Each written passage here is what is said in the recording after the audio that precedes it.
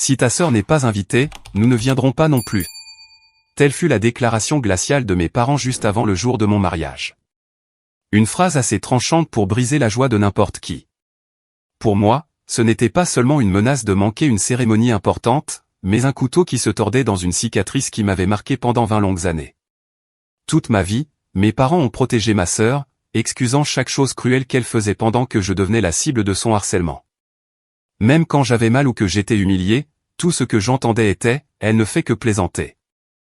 Au seuil du mariage, j'aurais dû ne penser qu'au bonheur qui m'attendait. Mais ces mots m'ont ramené à chaque moment où j'avais été ignoré. Et je me suis demandé, avez-vous déjà été forcé de choisir entre votre propre paix et les attentes toxiques de votre famille? Et pendant que vous écoutez cette histoire, dites-moi d'où vous regardez, car je veux vraiment savoir jusqu'où mon histoire voyagera à travers le monde. Bonjour, je m'appelle Emily Carter. Je suis née et j'ai grandi dans la banlieue de Cleveland, en Ohio, dans une famille de 3 enfants. Ma sœur aînée, Vanessa, a 2 ans de plus que moi et était considérée par mes parents comme la vedette, simplement à cause de son physique saisissant et de sa personnalité extravertie. Mon jeune frère, Michael, 3 ans plus jeune que moi, était le seul de la famille qui a souvent été témoin et a compris ce que je devais endurer. Et puis il y avait moi, l'enfant du milieu, toujours négligé, existant comme une ombre dans la maison même qui était censée me protéger. Je me souviens si clairement de mon enfance, qui ressemblait à une scène où une seule personne était autorisée à briller, Vanessa, tandis que je n'étais rien de plus qu'un arrière-plan flou. Chaque anniversaire qui aurait dû être un jour joyeux rempli d'amour et d'attention se transformait en une occasion pour elle de montrer son sens de l'humour cruel. Quand j'avais 7 ans, alors que tout le monde chantait et que je me penchais pour souffler les bougies, Vanessa a délibérément laissé le gâteau glisser par terre. Le glaçage et les miettes se sont éparpillés partout. Mes amis ont éclaté de rire, mais ce n'était pas le genre de rire qui fait du bien.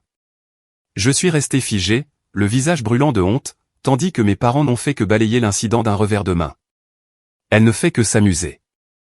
N'en fais pas toute une histoire. Une autre année, quand j'avais 11 ans, elle a secrètement pris mon journal intime, le petit carnet où j'écrivais des pensées innocentes sur mes amis et mes professeurs, et l'a lu à voix haute devant les invités dans notre salon. J'ai fondu en larmes. Pourtant, une fois de plus, le même refrain est revenu. Ta sœur s'amuse, c'est tout. Ne sois pas si sensible.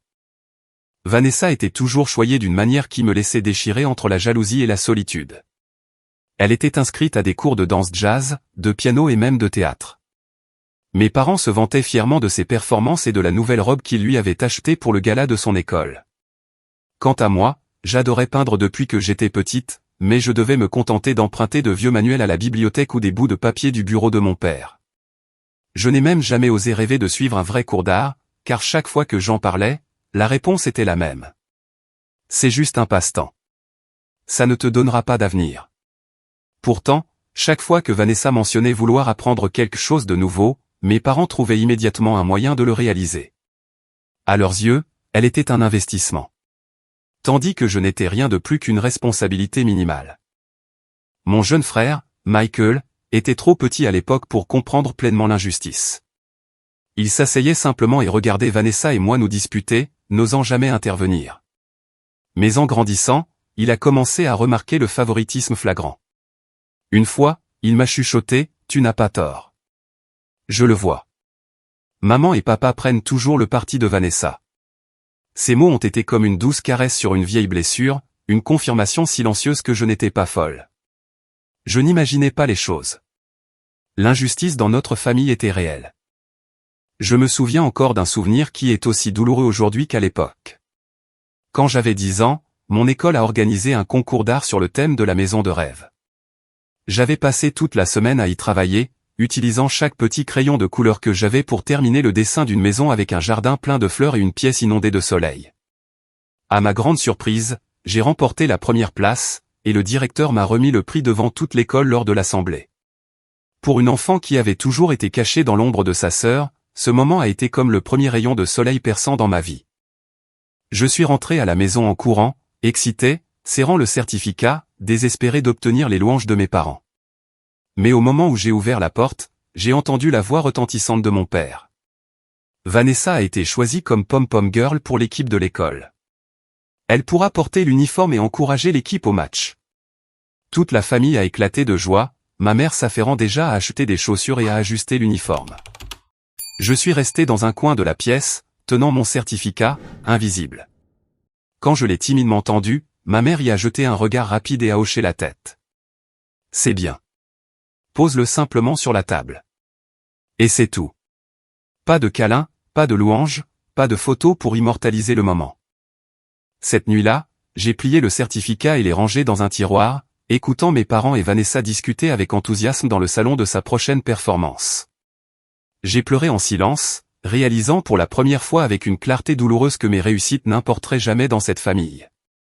Tous les projecteurs lui appartenaient, et je n'étais rien de plus qu'une silhouette effacée en arrière-plan. L'ombre de Vanessa s'est étendue sur mon enfance, avalant même les plus petites étincelles de joie que j'essayais de retenir. Ce déséquilibre ne m'a pas seulement blessé. Il a planté une obsession durable au plus profond de moi, la conviction que je ne serais jamais assez bien. Que peu importe les efforts que je fournirais, je n'obtiendrai jamais de reconnaissance.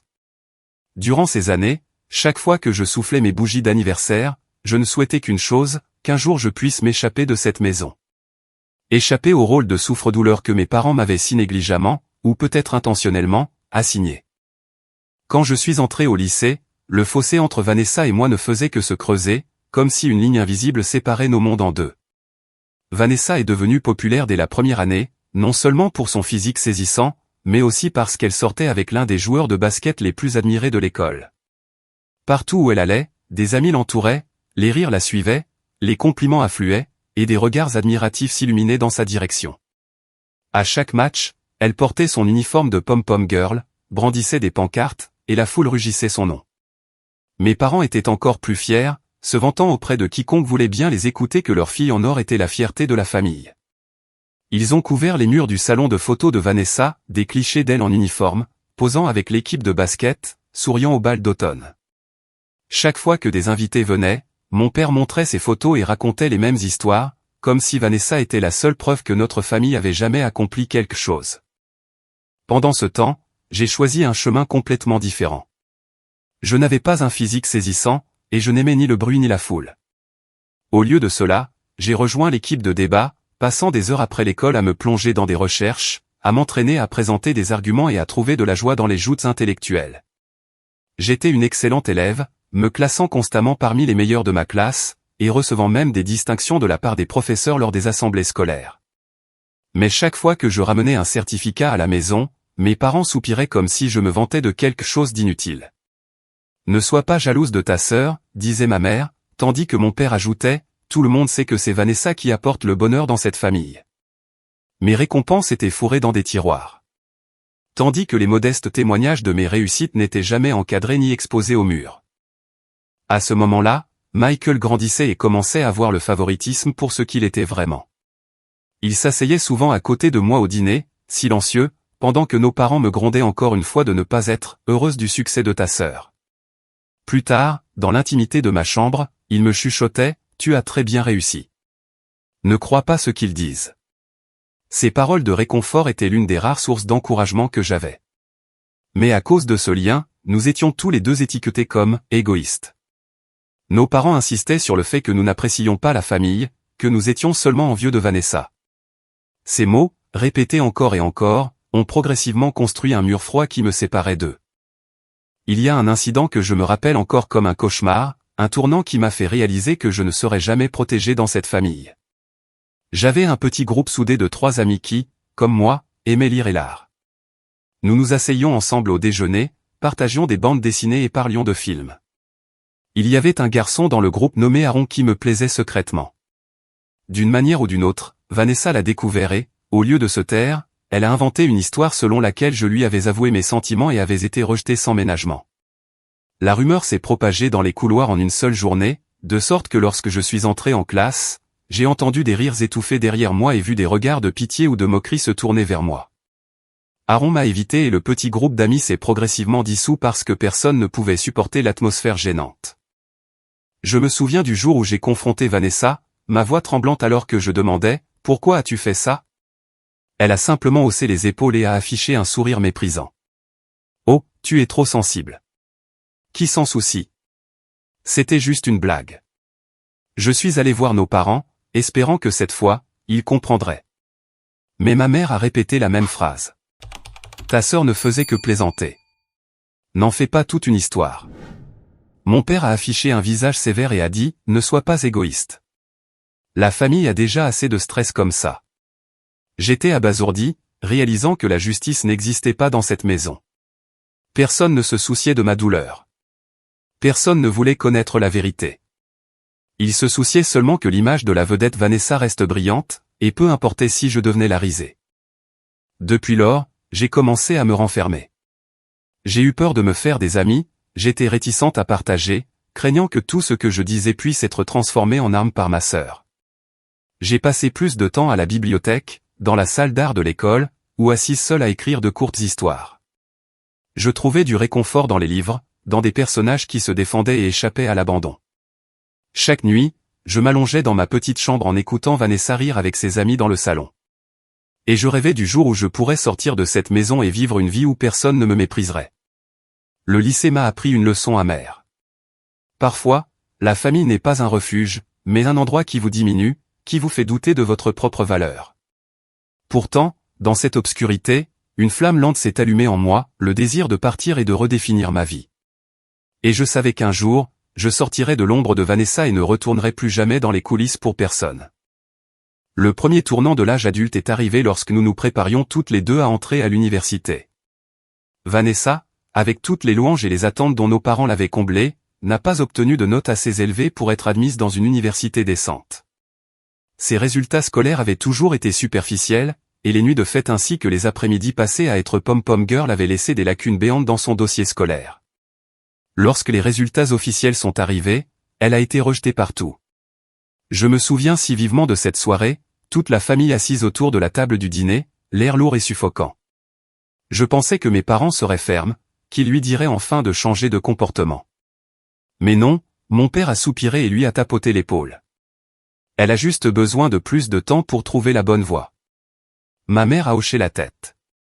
L'université n'est pas tout. Vanessa brillera à sa manière.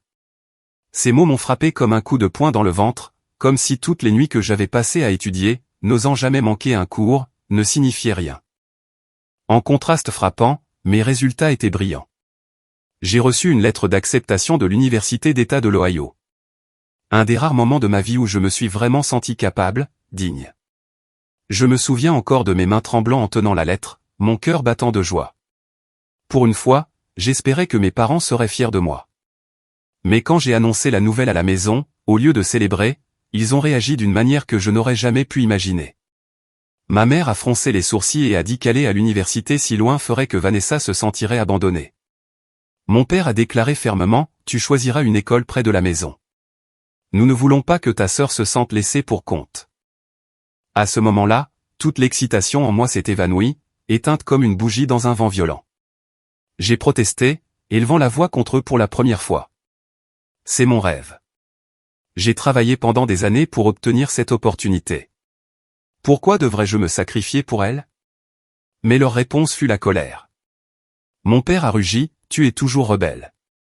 Tu essaies toujours de diviser la famille. Pourquoi ne peux-tu pas penser aux autres?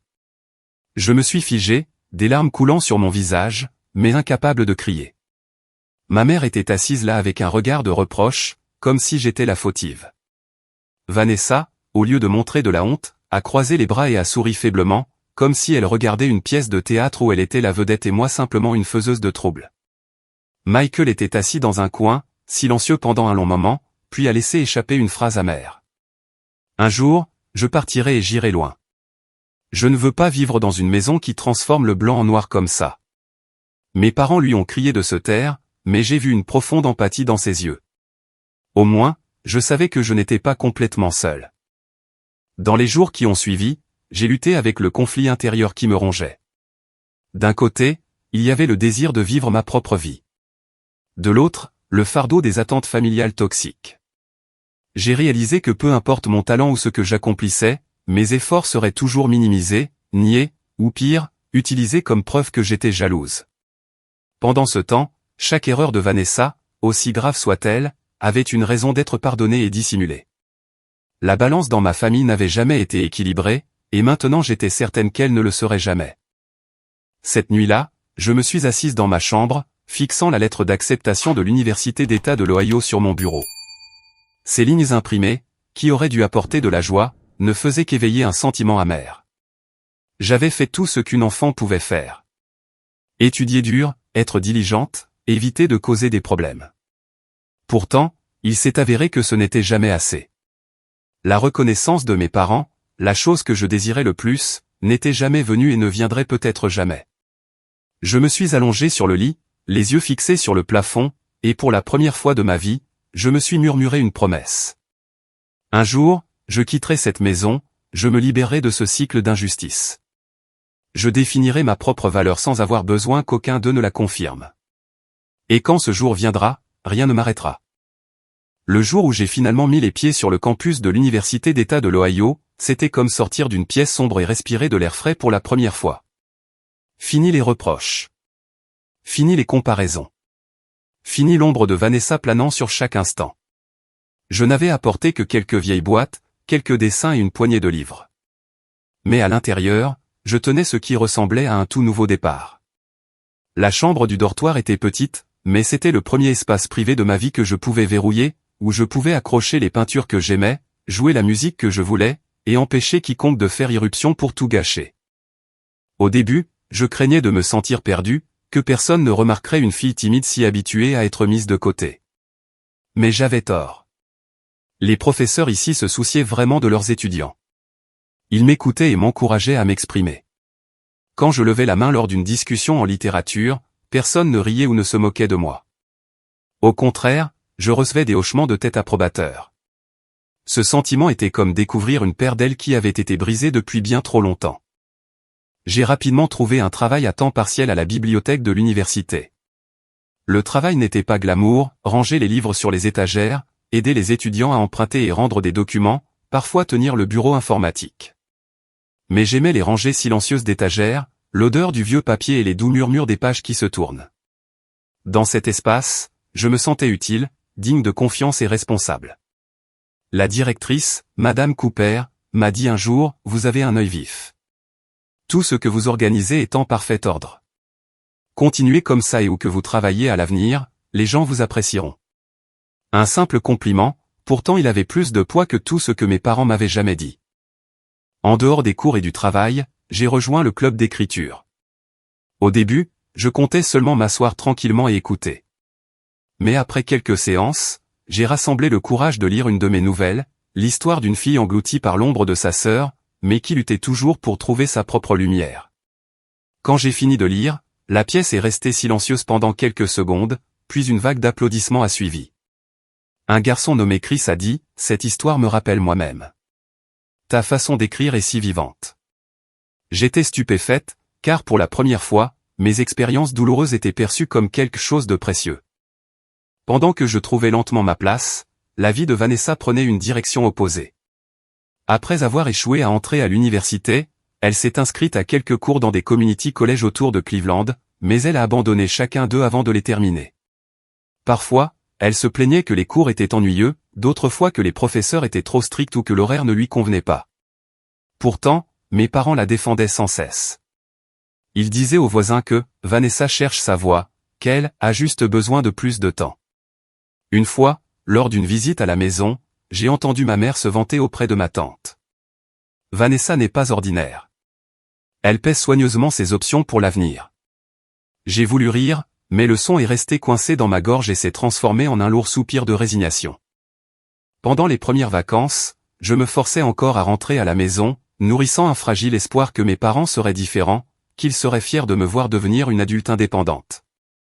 Mais tout était exactement pareil.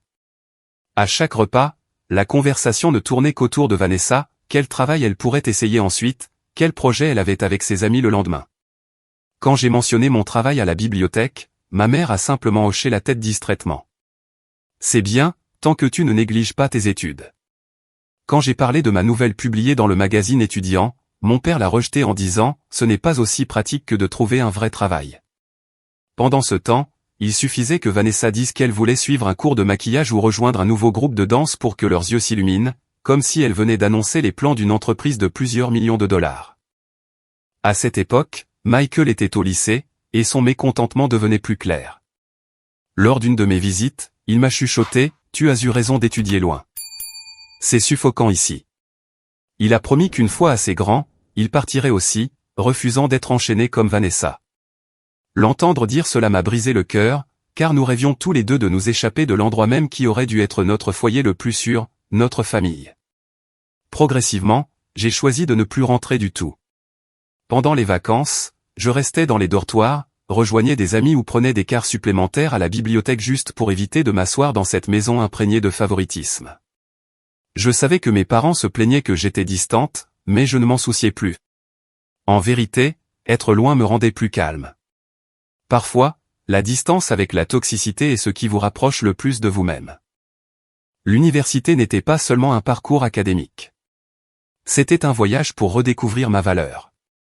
Chaque dissertation qui recevait des éloges, chaque histoire qui suscitait des applaudissements, chaque chèque de paie que je recevais de la bibliothèque, toutes ces petites choses s'assemblaient comme les éclats d'un miroir, me montrant que j'existais vraiment, que j'avais vraiment de l'importance et que je n'étais pas seulement l'ombre de quelqu'un d'autre. J'ai commencé à croire qu'un jour, peut-être, je me libérerais complètement du cycle douloureux que ma famille avait créé. Et à partir de ce moment, les racines d'une nouvelle vie ont commencé à prendre en moi. J'ai rencontré David Miller lors de ma 2e année, à un séminaire sur la technologie auquel je n'assistais que parce qu'un ami du club d'écriture m'y avait entraîné. David était déjà diplômé et travaillait comme ingénieur logiciel à Pittsburgh, mais il revenait souvent sur le campus pour des événements de carrière afin de soutenir les étudiants. Ma première impression de lui n'était pas son apparence. C'était sa façon d'écouter. Dans une salle bourdonnante de bruit, David prêtait une attention particulière à chaque question, chaque commentaire, et lorsqu'il répondait, il ne se précipitait jamais ni ne se vantait. Son calme était comme de l'eau fraîche coulant sur un esprit longtemps habitué à la chaleur des moqueries de ma sœur. Nous avons commencé à parler, puis à sortir ensemble, et en quelques mois, j'ai réalisé que je vivais quelque chose que je n'avais jamais connu auparavant, une relation où j'étais valorisé, pas une ombre floue de quelqu'un d'autre. David était gentil d'une manière discrète. Il se souvenait de chaque petit détail que je lui avais raconté, du type de café que j'aimais au livre que je n'avais pas fini de lire. Il ne m'interrompait jamais quand je parlais, ne dénigrait jamais les petits succès que j'hésitais à partager. Quand je lui ai parlé de ma nouvelle publiée dans le magazine étudiant, il ne m'a pas seulement félicité. Il en a imprimé une copie, l'a encadrée et l'a accrochée dans son bureau. C'était la première fois que je voyais mon travail honoré comme quelque chose dont on pouvait être fier. Notre relation a progressé naturellement jusqu'à ce Thanksgiving où David a suggéré de m'accompagner à Cleveland pour rencontrer ma famille. J'ai hésité.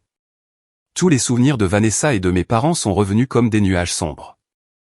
Mais je ne voulais pas cacher cette partie de ma vie à David, ni qu'il pense que j'avais honte de ma famille. J'ai donc accepté.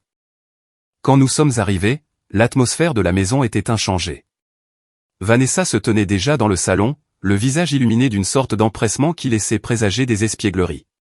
Quand j'ai présenté David, il a serré les mains poliment et a souri chaleureusement.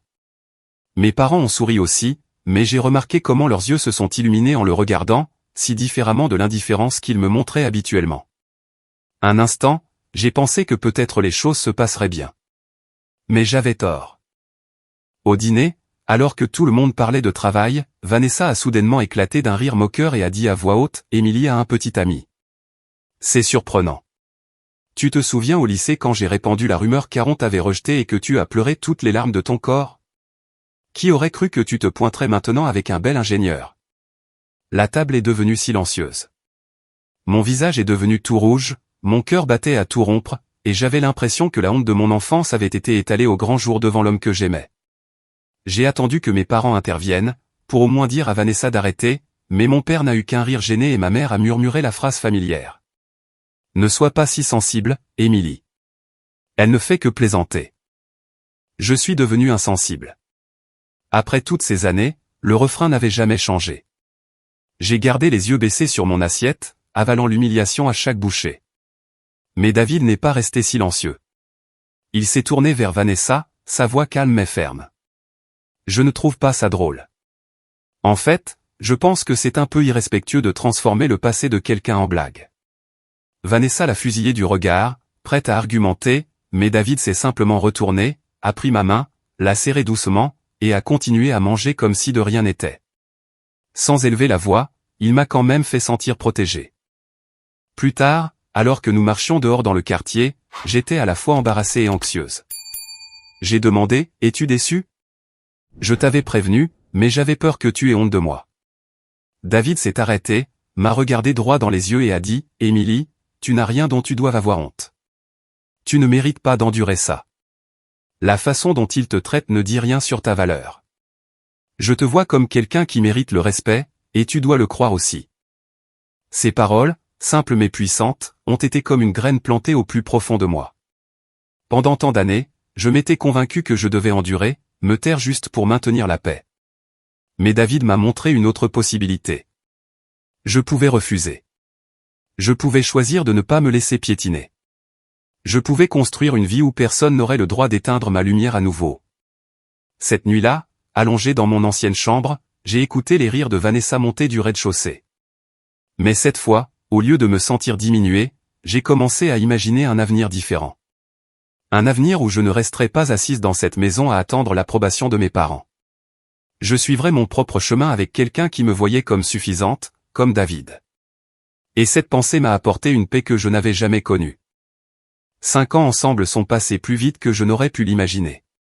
Nous avons obtenu nos diplômes, surmonté les hauts et les bas du début de l'âge adulte, et appris à écouter et à guérir les blessures que mon enfance avait laissées. Un après-midi de fin d'automne, alors que les feuilles dorées recouvraient le parc de Pittsburgh, David s'est soudainement agenouillé à côté du banc en bois où nous nous asseyions toujours. Il a ouvert une petite boîte. À l'intérieur se trouvait une bague, étincelante mais pas ostentatoire. J'ai eu la gorge nouée alors qu'il parlait. Émilie, je veux construire une vraie famille avec toi. Une famille où personne n'est laissé pour compte. Personne n'est rabaissé. Des larmes coulaient sur mon visage alors que je hochais la tête, submergé par le bonheur. La planification du mariage a commencé peu de temps après.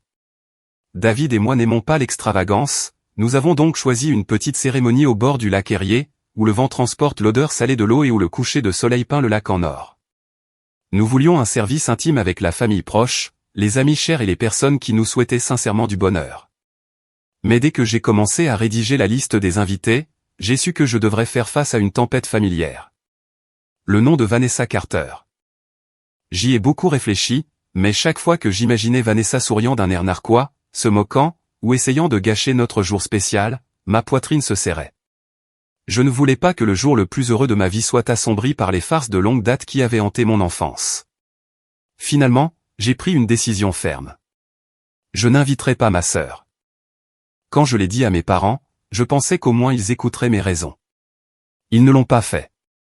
Au moment où j'ai parlé, ma mère a frappé la table de sa main. Émilie, tu as perdu la tête? C'est la famille. Comment peux-tu exclure ta sœur d'un jour aussi important? La voix de mon père s'est durcie. Si tu n'invites pas Vanessa, alors nous ne viendrons pas non plus. La famille doit être complète. Personne ne doit être laissé pour compte. Je suis restée là, tremblante, essayant d'expliquer. Pendant des années, elle m'a fait du mal. Je ne supporte pas l'idée qu'elle transforme le mariage en sa propre scène. Mais mes parents n'ont rien voulu entendre. À leurs yeux, j'étais celle qui créait la division, l'enfant égoïste qui osait s'opposer au mur d'injustice qu'ils avaient construit pendant 20 ans. Cette nuit-là, j'ai à peine dormi. Je suis resté allongé sur mon lit, fixant le plafond, aux prises avec une lutte intérieure féroce. D'un côté, mon propre bonheur. De l'autre, la famille de sang à laquelle j'avais tant essayé de m'accrocher. Je me demandais, s'ils m'aimaient vraiment, ne pouvaient-ils pas au moins respecter ma décision pour une fois dans ma vie? J'ai pleuré en réalisant la réponse, jamais, et ils ne le feront jamais. Mon frère Michael a été le premier à apprendre ma décision. Quand je l'ai appelé, la voix tremblante, j'ai dit, tu penses que maman et papa vont me renier s'ils ne peuvent pas amener Vanessa? Michael est resté silencieux pendant quelques secondes, puis a répondu fermement, tu fais ce qu'il faut. Ne laisse personne gâcher ton grand jour. Je serai à tes côtés, que maman et papa viennent ou non. Ces paroles ont été comme un pilier qui m'a empêché de m'effondrer. Michael avait tout vu. Mes humiliations, mes larmes silencieuses. Maintenant, il choisissait d'être à mes côtés, et cela comptait plus que toute autre forme de reconnaissance. Dans les semaines qui ont suivi, la tension familiale s'est intensifiée. Mes parents n'arrêtaient pas d'appeler, d'envoyer des textos, et même d'écrire de longs courriels m'accusant de trahir mon propre sang. Chaque fois que le téléphone sonnait, ma poitrine se serrait. J'essayais de l'éviter, mais le sentiment de culpabilité me rongeait. Voyant à quel point j'étais épuisé, David m'a tenu la main et a dit « Tu n'as pas tort. Tu protèges juste ton bonheur. Une vraie famille ne te fait pas choisir entre eux et ta paix. » Je me suis appuyé contre son épaule, en silence, sachant que mon histoire était sur le point d'entrer dans un nouveau chapitre. Un chapitre où je devrais tracer la limite finale. Ce conflit m'a montré une dure vérité. Même les liens du sang peuvent être plus toxiques que toute autre chose. Et pour la première fois de ma vie, j'ai commencé à croire que le vrai bonheur vient du choix des personnes qui en valent la peine, pas seulement de celles qui partagent votre ADN. Je savais que tôt ou tard, je devrais retourner dans cette vieille maison et affronter mes parents directement. Les appels constants, les messages incessants, le refrain sans fin de « la famille, c'est tout » m'épuisaient. Alors, un samedi après-midi, j'ai conduit plus de 2 heures de Pittsburgh à Cleveland. Mon cœur était un enchevêtrement d'émotions. Avant d'entrer, j'ai pris une profonde inspiration, comme si je me préparais pour une bataille. Ce dîner a commencé dans un silence glacial. Sur la table se trouvait du poulet rôti et de la purée de pommes de terre, les plats familiers de mon enfance, mais maintenant ils ne faisaient que peser lourdement sur moi. Mon père était assis en bout de table, les yeux vifs et froids, tandis que ma mère soupirait de temps en temps comme si elle pouvait éclater en sanglots à tout moment. Et bien sûr, Vanessa était là. Elle était assise confortablement, les bras croisés, un sourire narquois aux lèvres, clairement satisfaite qu'une fois de plus, tout tourne autour d'elle. Dès que le repas a commencé, mon père m'a lancé les accusations directement. « Émilie, veux-tu vraiment détruire cette famille ? Un mariage est une réunion. Tu ne peux pas laisser Vanessa de côté. La famille, c'est tout. » J'ai posé ma fourchette, levé la tête et croisé son regard.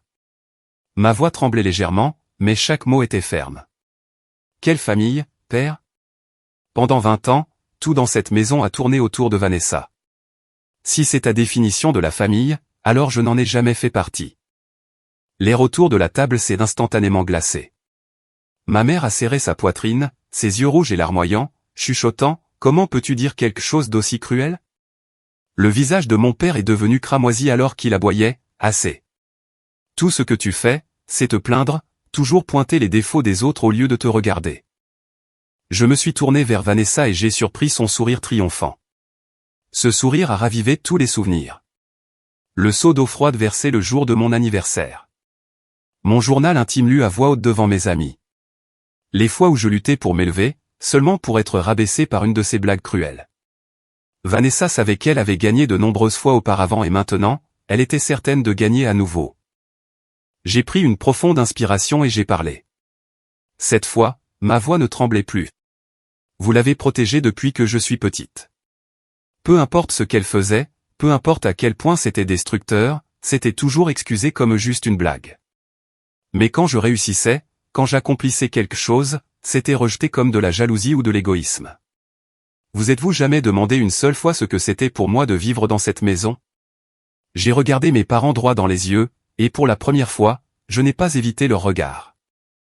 Mon père a frappé du poing sur la table, le son faisant cliqueter la vaisselle. Tu parles avec une telle ingratitude. Nous t'avons élevé. Nous t'avons nourri. Nous avons payé tes études. Et maintenant, tu te tiens là à nous insulter. J'ai laissé échapper un rire, mais c'était un rire amer. Nourrir un corps n'est pas la même chose que nourrir une âme. Pendant des années, j'ai vécu ici comme une ombre, moqué par ma sœur sans que personne ne vienne jamais me défendre. Si c'est ce que vous appelez une famille, alors c'est une famille avec une seule étoile et tout le monde forcé de n'être que le décor. Ma mère a fondu en larmes, sanglotant de manière incontrôlable, mais pas par compréhension pour moi, seulement parce qu'elle se sentait insultée. Elle s'est couvert le visage et a étouffé, « Émilie, comment peux-tu être si cruelle avec ta sœur ? Elle a ses propres difficultés. Tu devrais être plus compréhensive. » Vanessa a penché la tête, me regardant comme si elle appréciait une pièce de théâtre. À ce moment-là, j'ai su que je devais me lever. J'ai posé ma serviette sur la table, repoussé ma chaise et déclaré fermement, « Si elle est tout pour vous, alors restez avec elle. Je n'ai pas besoin d'une autre scène de ce genre. C'est ma vie, et je ne la laisserai plus détruire. » Ma voix a résonné, forte, réduisant toute la pièce au silence. Je me suis retourné et j'ai quitté la table. Derrière moi, le cri de colère de mon père, les sanglots de ma mère et le rire moqueur de Vanessa. Mais étrangement, je ne me sentais plus accablé. Au lieu de cela, j'ai ressenti une légèreté étrange, comme si je venais de déposer un fardeau que je portais depuis 20 ans. En fermant la porte derrière moi, j'ai su avec certitude qu'une nouvelle ère avait commencé, une ère où je ne me tairais plus juste pour que les autres soient à l'aise.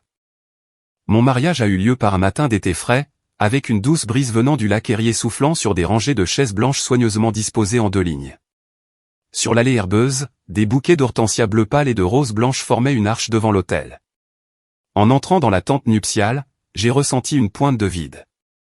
Les sièges où mes parents auraient dû être restés vacants. Mais juste à côté de moi, mon grand-père a posé sa main tremblante mais ferme sur la mienne et a chuchoté, « Tu ne marches pas seule, Émilie. Je prendrai la place de ton père et t'accompagnerai jusqu'à l'autel. » Mes yeux se sont remplis de larmes, car c'était la première fois que je me sentais vraiment comme une fille digne d'honneur. La musique a commencé et les invités se sont levés, tous tournés vers le bout de l'allée. J'ai pris le bras de mon grand-père et j'ai avancé lentement. La lumière du soleil scintillait sur le lac, faisant flotter ma robe blanche comme un nuage. Michael se tenait devant dans un costume impeccable, les épaules droites, un sourire fier sur le visage. Il a fait un petit signe de la main, ses yeux disant « Tu as fait le bon choix ». Et au bout de l'allée se tenait David, attendant, son visage plus radieux que je ne l'avais jamais vu. La façon dont il me regardait apaisait chaque vieille blessure dans mon cœur. La cérémonie s'est déroulée dans une atmosphère simple mais pleine de joie. Nos amis et notre famille les plus proches étaient réunis, riant et partageant de chaleureuses félicitations.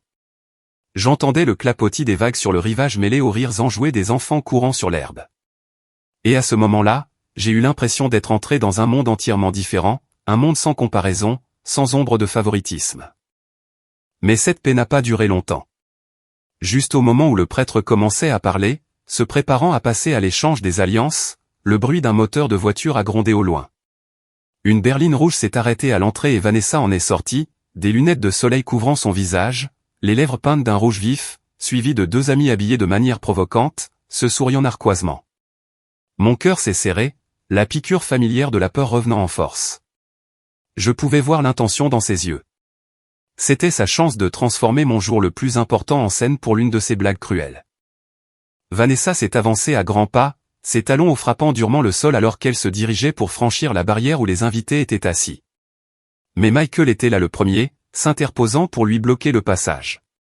Derrière lui, 2 des amis les plus proches de David se sont joints. L'un d'eux, un policier en costume, mais se tenant avec autorité, le regard vif et inflexible. Michael a parlé fermement. « Tu n'es pas autorisé à entrer. Ce n'est pas l'endroit pour que tu causes des problèmes. » Vanessa a éclaté de rire, sa voix aiguë de dédain. « C'est ridicule. Je suis la sœur de la mariée et tu oses m'arrêter ?» L'expression du policier n'a pas changé alors qu'il répondait, « Toute personne ne figurant pas sur la liste des invités ne sera pas admise. Vous pouvez retourner à votre voiture de votre plein gré, ou nous serons forcés d'intervenir. » La tension s'est rapidement propagée. Certains invités ont commencé à chuchoter. Quelques-uns m'ont jeté des regards inquiets.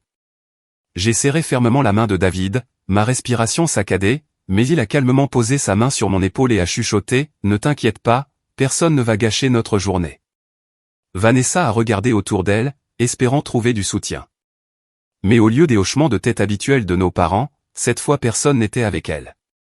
Ma mère et mon père avaient choisi de rester à la maison en signe de protestation contre moi, et maintenant Vanessa était complètement seule. Son visage est passé de l'arrogance à la colère, et finalement elle a laissé échapper un rire amer.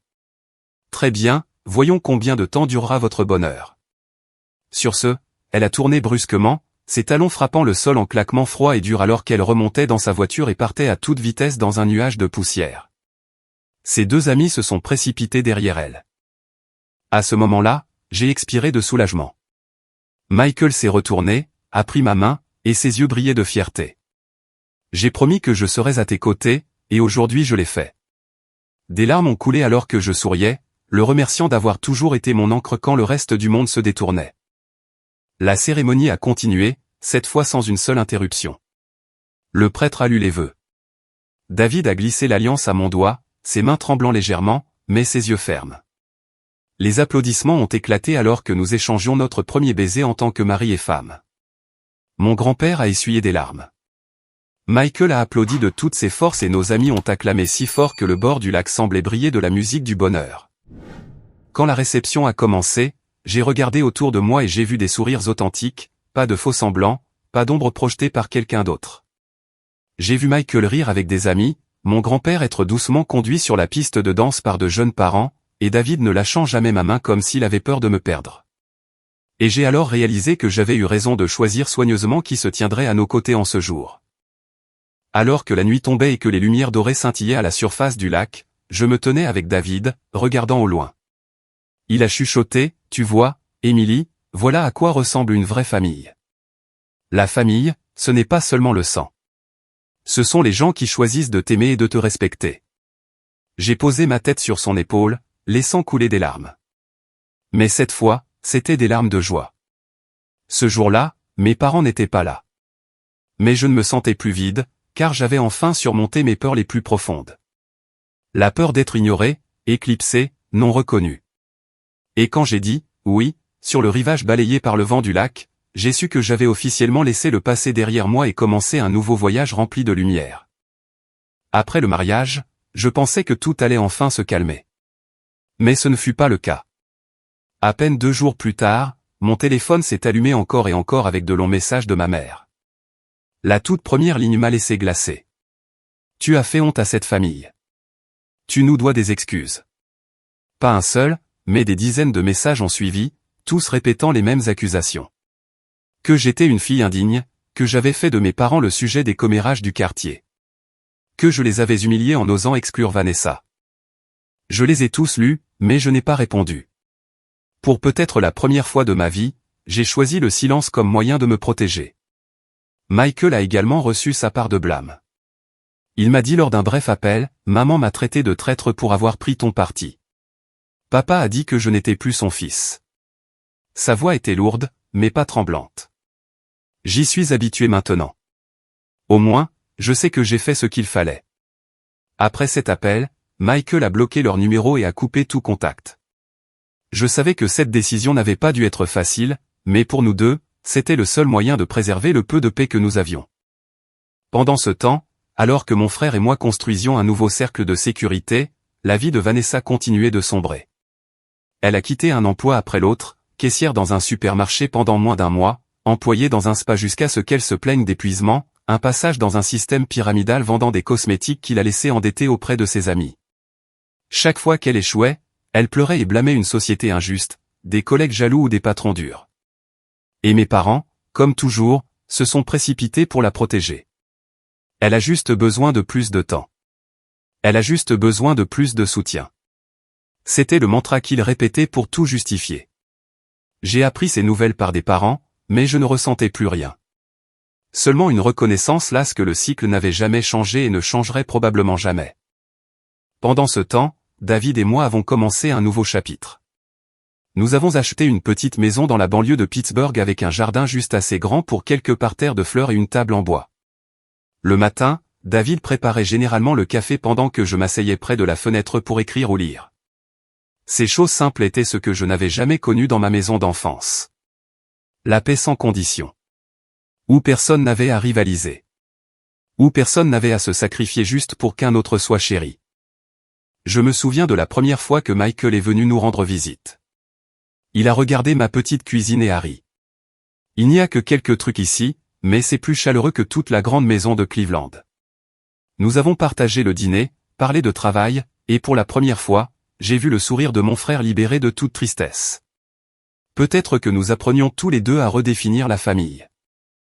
Puis un jour, le téléphone a sonné. C'était mon père. J'ai hésité quelques secondes avant de décrocher. Sa voix était rauque et lasse. « Émilie, notre famille a des problèmes. J'ai dû prendre quelques mois de congé pour ma santé. Les factures s'accumulent. Vanessa n'est toujours pas stable. Peux-tu nous aider ?» J'étais silencieuse. Dans mon esprit ont défilé 1000 souvenirs. Les fois où il m'a dit « Ne sois pas jalouse de ta sœur ». Les fois où il m'a traité d'égoïste juste parce que je voulais de l'équité. Les fois où il a frappé la table et m'a traité d'ingrate. J'ai pris une profonde inspiration et j'ai répondu calmement, je ne porterai plus ce fardeau. J'espère que tu te rétabliras bientôt, mais je ne continuerai pas à cautionner ces mauvais choix. À l'autre bout du fil, le silence s'est étiré un long moment. Finalement, j'ai entendu la voix lourde de mon père. Tu as changé. J'ai laissé échapper un petit rire, pas un rire moqueur, mais un rire né de la prise de conscience que j'étais vraiment sorti du vieux cycle. Oui, j'ai changé et je dois être ainsi. J'ai raccroché, mes mains ne tremblant plus comme avant, seulement un soulagement comme quelqu'un qui a déposé un fardeau longtemps porté. Dans les mois qui ont suivi, j'ai reçu quelques messages de plus de ma mère. Tous les mêmes reproches familiers, que j'avais abandonné la famille, que j'étais la raison de leur effondrement. Je n'ai pas répondu. Mon téléphone est devenu plus silencieux qu'il ne l'avait jamais été, et j'ai reconnu ce silence comme une forme de paix. Mes parents avaient toujours Vanessa dont il fallait s'occuper, pour qui il fallait espérer, avec qui il fallait se leurrer. Quant à moi, j'avais finalement choisi un chemin différent. La vie avec David s'est installée dans un rythme régulier. J'ai continué à écrire, participé à quelques petits concours et remporté quelques prix. Il a progressé dans sa carrière. Nous avons voyagé, construit ensemble de simples rituels. Des promenades le soir, la cuisine le week-end, inviter des amis pour des barbecues. Ces joies que mes parents ne connaîtraient jamais parce qu'ils ont choisi de me voir à travers le prisme de l'enfant traîtresse. Mais je ne ressentais plus de douleur. Ce qui m'a le plus réconforté, c'est de voir Michael trouver sa propre voie. Il a obtenu une bourse pour une université hors de l'État. Et le tout premier jour de ses cours, il m'a appelé, sa voix débordant de confiance. Sœurette, je suis enfin sorti. J'ai souri à travers mes larmes, sachant que même si aux yeux de nos parents, ils avaient perdu 2 enfants, la vérité était que nous nous étions enfin trouvés. Et dans les moments calmes, assise dans notre petite maison de Pittsburgh, je pensais souvent à la vieille rengaine de mon père, la famille, c'est tout. Peut-être avait-il raison. Seulement, il n'a jamais compris ce que signifiait vraiment la famille.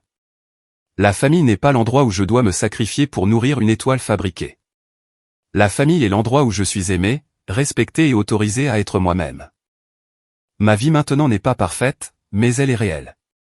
J'ai David, l'homme qui me tient toujours la main quand les tempêtes arrivent. J'ai Michael, mon frère, qui ne m'a jamais abandonné, même s'il avait lui aussi été blessé. J'ai une petite maison avec une roseraie, les rires d'amis lors des barbecues du week-end, les matins calmes à préparer le café et les soirées à lire près de la fenêtre. C'est la famille que j'ai choisie, une famille construite sur l'amour, le respect et la paix. Et je sais que le long voyage rempli de larmes m'a finalement mené ici, à un endroit sans les ombres de la comparaison, sans le rire moqueur de ma sœur, sans les regards réprobateurs de mes parents. Ce qui reste, c'est moi, aux côtés des gens qui m'aiment vraiment, et un avenir grand ouvert devant moi. J'ai choisi ma nouvelle famille, une famille d'amour, de respect et de paix. Et pour la première fois de ma vie, je me sens vraiment libre. Si vous regardez cette histoire et que vous ressentez une douleur familière dans votre poitrine à cause de vieux souvenirs, sachez que vous n'êtes pas seul. Beaucoup d'entre nous sont nés dans des familles loin d'être complètes, des endroits qui auraient dû être remplis d'amour, mais qui étaient au contraire pleins de favoritisme, de comparaison, ou même de négligence. Ces blessures peuvent vous faire douter de votre propre valeur. Mais croyez-moi, vous n'avez besoin de personne pour définir qui vous êtes. Ce qui compte, ce n'est pas de les forcer à changer, mais d'oser changer la façon dont vous vous voyez. Vous avez le droit de choisir qui reste dans votre vie et vous avez le droit de laisser partir ceux qui ne vous apportent que de la douleur. La famille n'est pas seulement une question de sang. La vraie famille est là où vous êtes respecté, aimé et libre d'être vous-même. Alors si aujourd'hui vous portez une douleur infligée par les personnes les plus proches de vous, souvenez-vous que vous pouvez toujours réécrire votre histoire. Et parfois, la plus grande victoire est le moment silencieux où vous vous dites « Je mérite la paix ».